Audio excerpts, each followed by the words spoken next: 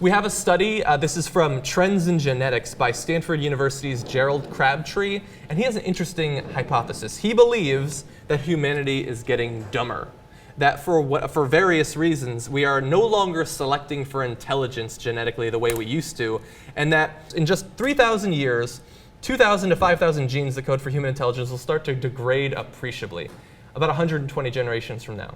Now when you see it in those terms, I think we'll be okay for now. But it is interesting to think about how at one point in our evolutionary history, intelligence was a good thing, an important thing that we needed to have. And so we breed based on intelligence, but perhaps no longer.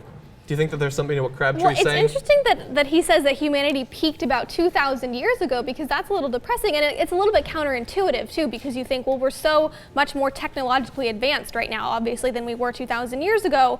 But I guess when you really think about it in the way that he's kind of framing this argument is that being technologically advanced does not necessarily positively correlate with intelligence. Yes, you have to have some people who are intelligent to be making that technology, but then overall it could make more people dumber, because think of how many things are already done for us. We have calculators, so we don't need to do math. You go to the grocery store, you can even buy pre-shredded cheese. I mean, you don't have to do anything to function, to get through your daily life. You literally barely have to lift a finger. So I think he makes an interesting point. I think, and this article points out too, there are obviously some flaws in this study. Like he takes little to no consideration for trends, like whether those be sexual, social, or technological in nature. Now he's saying it used to be that intelligence was required for survival, and that you were more likely to pass on your genes if you were intelligent because you were more likely to find a mate.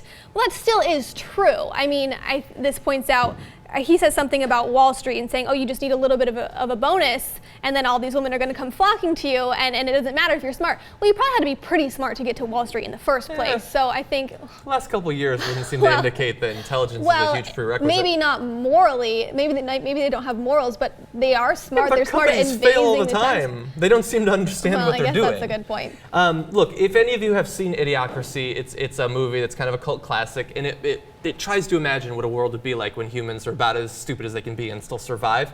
And so for me, I've been in graduate school. Like I like pursuing intelligence, whether or not I've actually reached it yet. And it worries me that humans could become stupid at some point. And I am worried about automation and the fact that people don't need to understand. They use a microwave to heat up a Pop-Tart or something, but they have no clue how it functions or what a microwave is. Why is it even named that? Or most notably with a GPS system, because people will do things that the GPS tells them to do that you would never do otherwise. Like it's telling you to turn left onto a one-way street or something like that when you're clearly going the wrong way. I ended up almost on the runway of an airport once because of a GPS actually, but it was late at night in my defense. Now, just so you don't get too depressed, there are some things that could help us in the long run. One is education, actually. So you don't need to be naturally intelligent anymore. You can be trained. And so he also says, it seems that although our genomes are fragile, our society is robust almost entirely by virtue of education, which allows strengths to be rapidly distributed to all members. And that is true.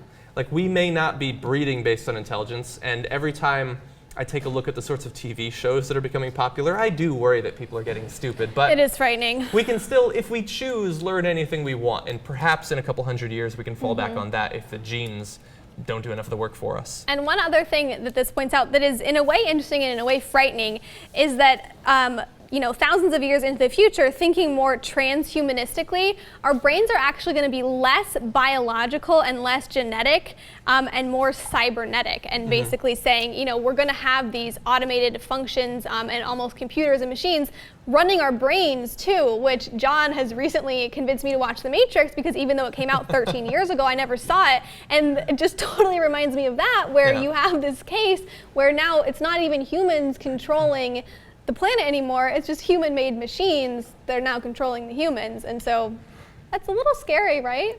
Nah, I'm a nerd. I look forward to it. Now, look, I don't think it'll end up like The Matrix. We won't be around, luckily, because that's going to be a few thousand years in the future. Speak for yourself. I'm waiting for the singularity. But no, I do think that eventually, once we have virtual reality, the ability to plug our brains into virtual simulations or something, God, that's going to be amazing. And I'm a bit worried that the thrill of that or the allure of that is going to cause people to become addicted and not really accomplish anything in their real life.